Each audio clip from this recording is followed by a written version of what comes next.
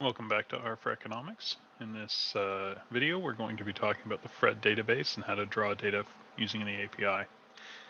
Now, this is the fred database, the fred stlouis.org. And let's say we wanted to download the unemployment rate for the US. Here it is, the unemployment rate, seasonally adjusted. And we can see all the data, but let's say we want to bring this back to our R environment in a quick and easy way. Then we can take this tag here, which is the mnemonic, which is unrate, and we can now bring that and use that in our in R by using the fredr package. So the fredr package is here. It's available. If you want to browse the variables like we just saw. So we want to bring in the package. Sometimes the install package doesn't necessarily work. So we're going to use the DevTools version.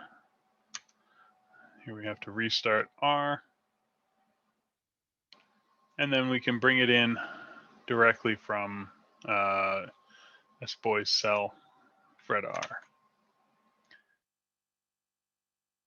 So we've already installed it. We could force it, but we won't bother in this video. So we bring in the library. The library is now available.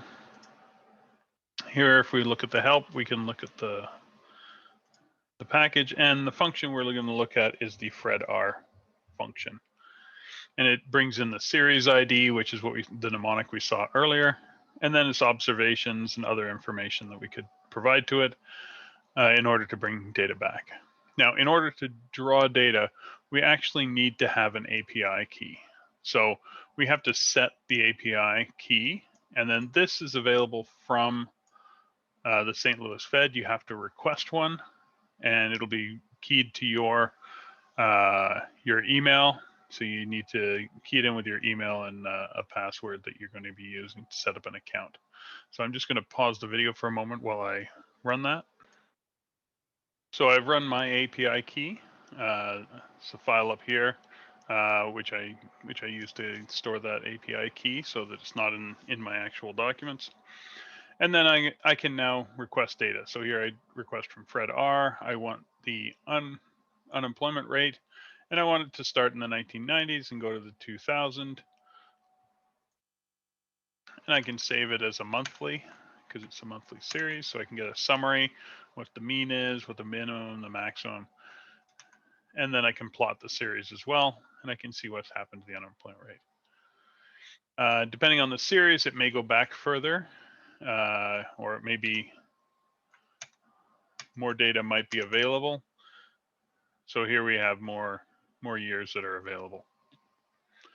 Note that it gives you the 5 different items. It gives you the date, what the series name is, what the value is, start date, and end date of each observation.